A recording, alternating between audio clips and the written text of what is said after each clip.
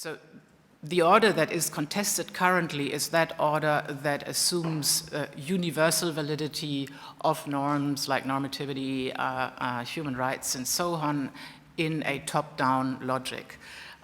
Instead, therefore, and that's what I'm trying to do with contestation theory, is to come up with a bottom-up logic where we look at norm generation through interaction by affected stakeholders, and then be able to understand emerging orders that propose a stability that might be more might achieve a level of normative legitimacy that is more widely shared around the world.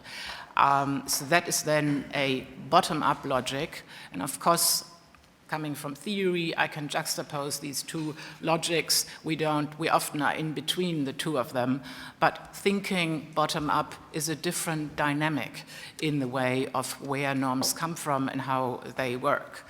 And I'll say a few things about a model of how to think about this, where we are actually operating when we are interacting about norms, so that we know where are norms contested and who are actually the stakeholders who are affected by the norms of governance in this field.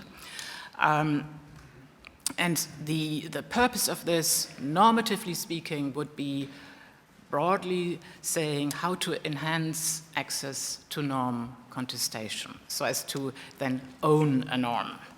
And the key thing that will come up again and again in the talk is what could be pathways for participation for those affected stakeholders. And this is a real thing. We can talk about institutions, we can talk about places like the UN headquarters, for example. The open-ended working group will come up. And so these pathways are important.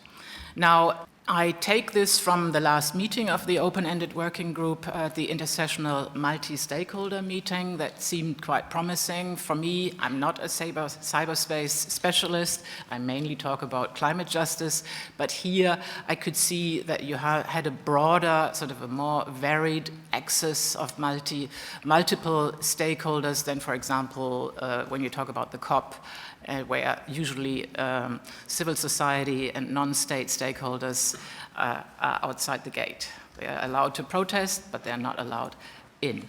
So this brings us to the space that matters most. That's interaction at what I call the mesoscale, and I lead you to that in the model in a moment, where proactive contestation, that means stakeholders who are actually enabled to engage in the process of constructing and interpreting norms rather than just receiving and implementing norms. So that's what I call proactive contestation is possible, and in this process, interactive norm generation takes place.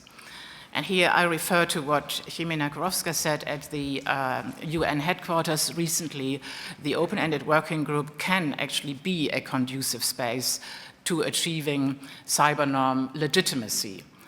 And because it provides equal access to norm contestation to all the UN membership, and there is, however, and that's important, the precondition that is contestation needs to be done in good faith. So we need to actually know what are possibilities of access to contestation and what do we mean by being proactive, what do we bring to the table apart from just being affected by the norms that govern us. And as we know, cyberspace governance norms affect everybody around the globe, whether people have IT facilities or not. Now,